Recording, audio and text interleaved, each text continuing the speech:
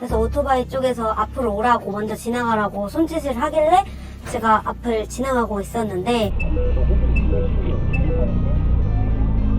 지금 오늘 입은 것 중에 왼쪽으로 앞으로 쪽으로. 아 지금요?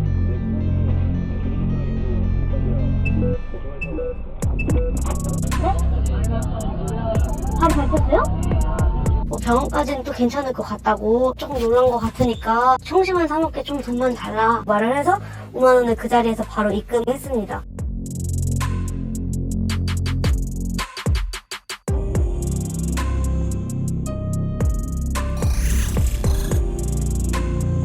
여자친구 사고 당했을 때 와가지고 얼굴을 봤기 때문에 그 사람이다라는 확신이 들었고요.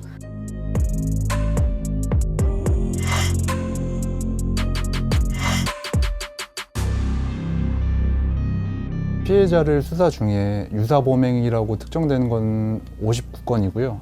지금 아직까지도 추가적으로 취합을 하고 있는 상태입니다. 차선 변경을 이제 하나씩 이렇게 천천히 이제 하고 있었던 상황이었죠.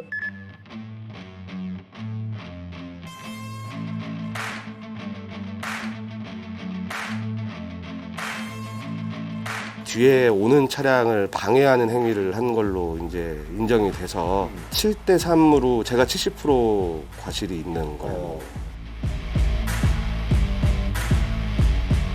운전자하고 동승자 전원이 입원을 했다고 하고 네. 1,000만 원이 넘는 금액이 지불이 됐다라고 얘기를 하더라고요.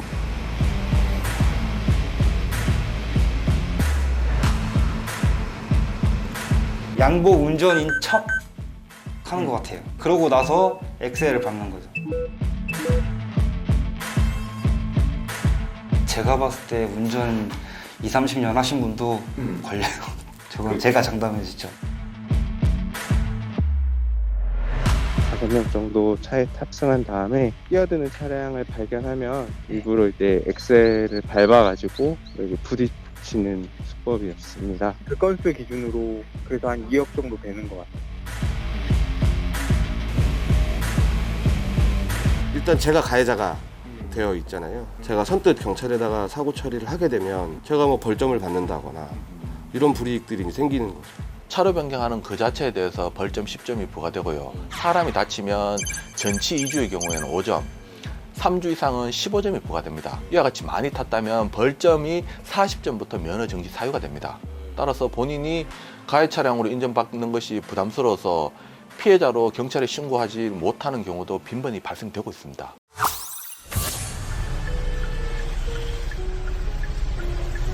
깜빡이도 안 켜.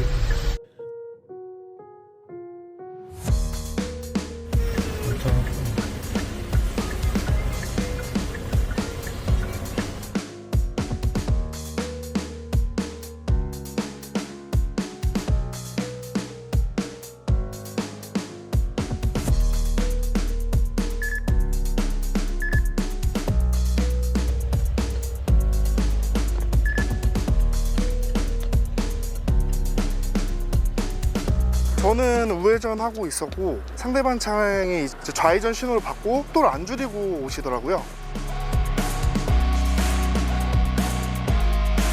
저와 이제 대화도 없이 그냥 익숙한 듯이 보험사부터 바로 부르시고 아 이거 좀 이상하다 생각을 했어요. 실제로 사고가 나는데 한 달에 2-3번씩 나기는 어렵다고 보는 거지. 그거 자체 말이 안 된다. 그렇죠. 이번에 뭐 사고가 왔어요? 고의사고 내고 그러면 고의사고 아니죠. 고의사고 아니에요? 네. 와이프랑 아들도 그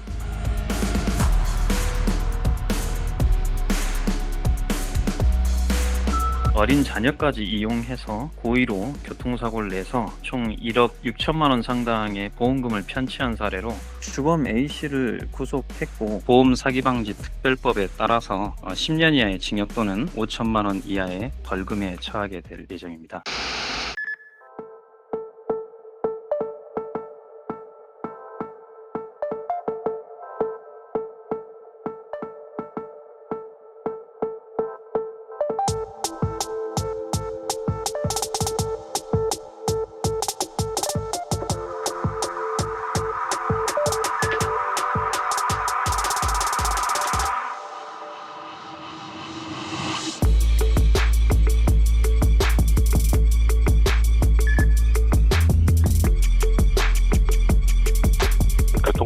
영상 집중 단속을 실시해서 감고했습니다. 지금 뭐 검찰은 다 송치가 됐고요. 차량 수리비를 높게 책정받기 위해서 고가에 추징을 하는 수법이죠. 보험료가 많이 책정이 되니까요.